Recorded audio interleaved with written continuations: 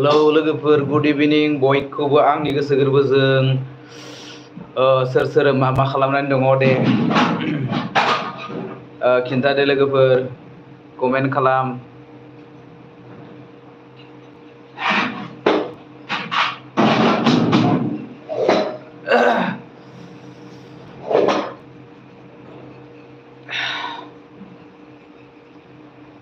बयखौबो आंनि गोसो गोरबोजों खुलुमनाय जासिहरबाय लोगोफोर। आङो बुहुत गोबावनि उनाव दिनैयो इउटुबाव लाइभ होदों आरोना। जा लोगोफोर कमेन्ट खालाम लाइक खालाम। दायो आङो माने बादाम जानो नागिरदों आरोना, बादाम जानो नागिरदों। मा खबर सोर सोरनिया?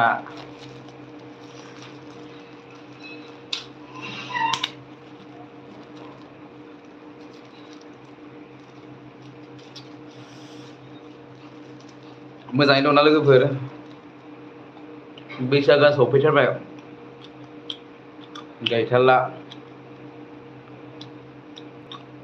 जाय नायदों कमेन्ट खालाम दे अननानै, प्लिज जाय नायदों कमेन्ट खालाम।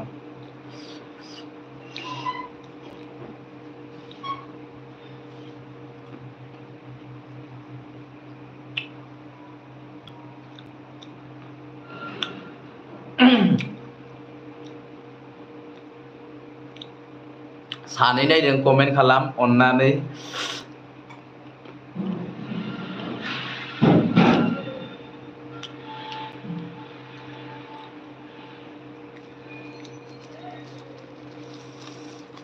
सोर सोर नायदों आं मिथिनाय बायदि कमेन्ट खालाम दे।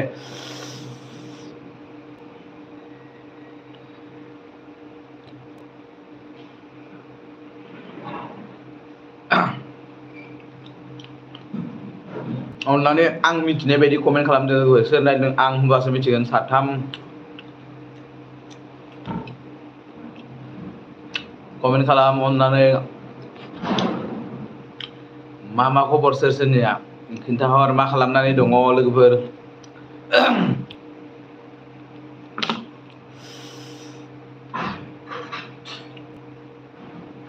बिराद गोथाव बादाम जाबाय आङो नै।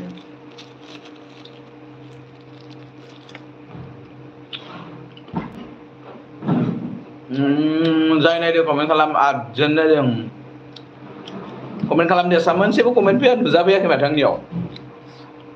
जादोंना जायाखै?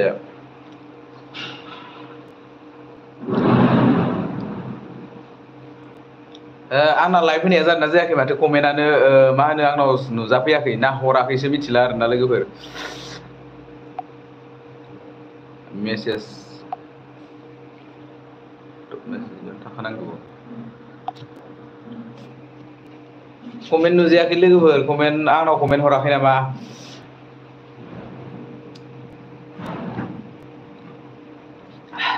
कमेन्टआनो आंनियाव नुजाफैयाखै ना हराखैसो आं मिथिया आरोना लोगोफोर।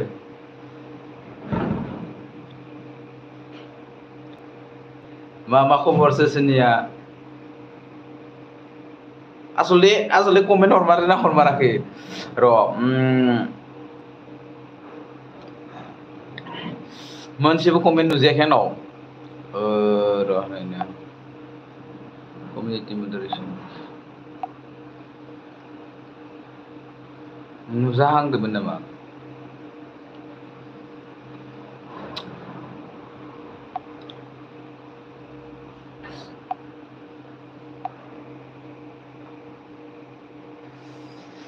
मा खालामदों खिन्थाहर। नायनाल' दं नामाथाय लोगोफोरा आंनिया नायनानैल' थाखो ना माखो आं मिथिया। ओमफ्राय कमेन्टआ आंनाव नुजायाखै।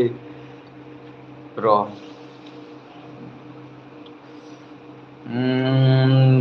सोरबा नङा सोरबाथ' कमेन्टखौ हरदो बायदि मोनदों आं।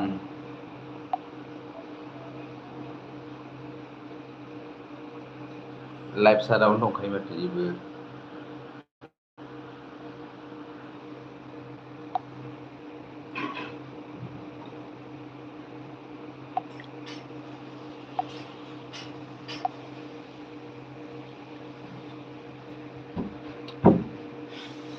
मा होनो आंखौ सिनायनाय मानसिया आंनि लाइभ नायाखैदां, ओंखायनो कमेन्ट हराखै। गासिबो थिगानो दं माथो। जेबो प्रब्लेमानो जायाखैमोन।